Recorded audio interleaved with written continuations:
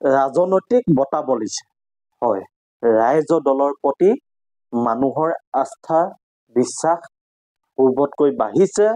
মানুহে ৰাইজৰ দলক আপোন কৰি লৈছে আৰু আপোনালোকে দেখিছে প্ৰতিদিনে ৰাইজৰ দলৰ সভাপতি অখিল গগৈ ডাঙৰীয়াৰ নেতৃত্বত উজনি, নামনি, বৰাক, ব্ৰহ্মপুত্ৰ সকলোতে ৰাইজৰ দলৰ সভা সমিতিসমূহত মানুহ হৈছে। ৰাইজৰ দলে কৰ্মী সভা পাতিছে, ৰাজনৈতিক শিক্ষামূলক সভা পাতিছে আৰু বিশাল বিশাল যোগদান কাৰ্যসূচী ৰাখিছে।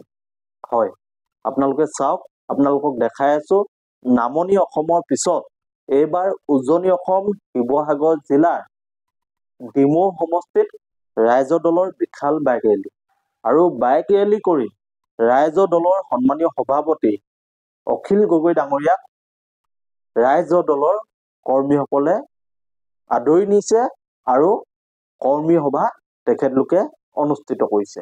আৰু ৰাইজৰ দলৰ কৰ্মী সভাতে ৰাইজৰ দলৰ কৰ্মীসকলক আগন্তুক নিৰ্বাচনৰ কাৰণে প্ৰশিক্ষণ দিয়া হয়। ৰাইজৰ দলৰ কৰ্মীসকলক অনাগত দিনৰ বাবে শক্তিশালী ৰূপত কাম কৰিবৰ বাবে অখিল গগৈ ডাঙৰীয়াই আহ্বান জনায় আৰু লগতে কয় যে ৰাইজৰ দলটো অসমৰ দ্বিতীয় সৰ্ববৃহৎ ৰাজনৈতিক দল হিচাপে পৰিগণিত হ'বলৈ গৈ আছে। ৰাইজৰ দলৰ শক্তি প্ৰতিদিনে বৃদ্ধি হৈছে। ৰাইজৰ দলৰ প্ৰতি প্ৰতিদিনে নতুন প্ৰজন্মৰ আগমন ঘটিছে। ৰাইজৰ দলক ৰাইজে আপোন কৰি লৈছে।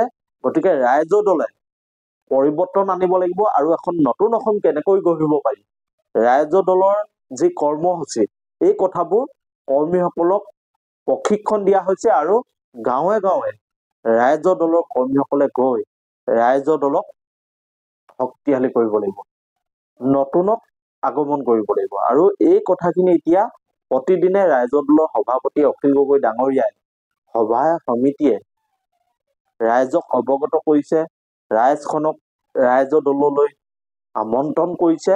সকলোৱে ৰাইজৰ দলটো কৰিব লাগে, শক্তিশালী কৰিব লাগে আৰু ৰাইজৰ দলটোক অসমৰ বুকুত জিলিকাই তুলিব লাগে।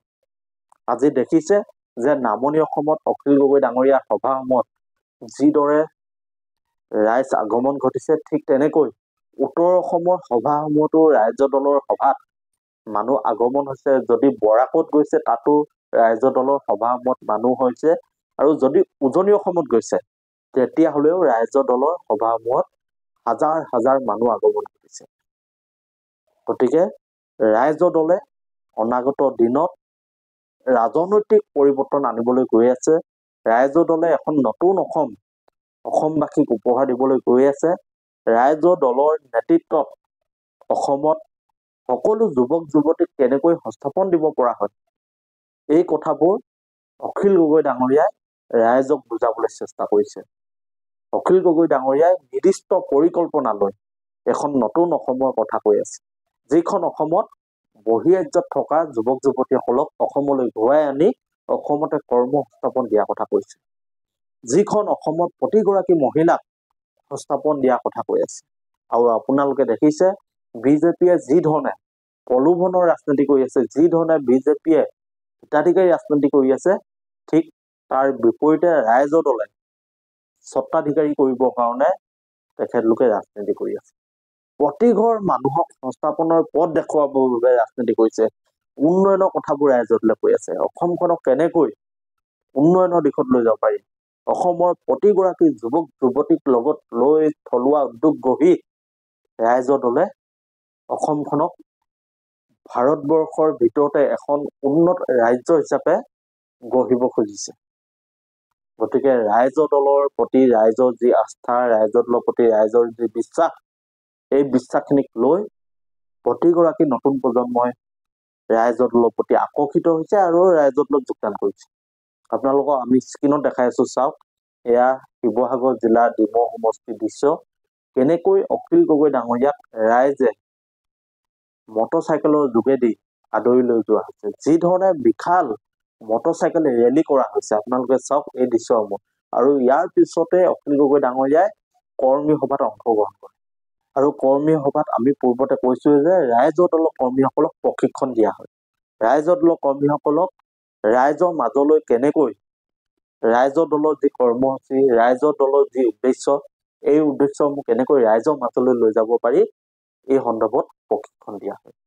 আপোনালোকে চাওক আৰু আপোনালোকে আপোনালোকৰ মতামতসমূহ জনাওক। অসমত ৰাইজৰ দলটো শক্তিশালী হোৱাটো আপোনালোকে বিচাৰে নে নিবিচাৰে? ৰাইজৰ দলটোক অনাগত দিনত অসমৰ ৰাইজে কেনেকৈ আগুৱাই নিব আৰু অনাগত দিনত ৰাইজৰ দলে যি কৰ্মসূচীত থকা কথাবোৰ কৈ আছে, অসমখনক নতুন ৰূপত গঢ়াৰ কথা কৈ আছে, এই কথাখিনি সঠিক ৰূপত বাস্তৱ ৰূপ দিব পাৰে নে নোৱাৰে, বা কি ধৰণে বাস্তৱ ৰূপ দিয়াটো প্ৰয়োজন, আৰু অখিল গগৈ ডাঙৰীয়াই যি ধৰণে বৰ্তমান ৰাইজৰ দলক নেতৃত্ব দি আছে, সমগ্ৰ অসমত ঘূৰি অখিল গগৈ ডাঙৰীয়াই যি ধৰণে সাংগঠনিক ভিত্তি শক্তিশালী কৰিছে, এই সন্দৰ্ভত আপোনালোকৰ মতামত কি, বা আপোনালোকে যদি কিবা পৰামৰ্শ দিব খোজে তেতিয়াহ'লে আমাক আপোনালোকৰ মতামতসমূহ জনাব।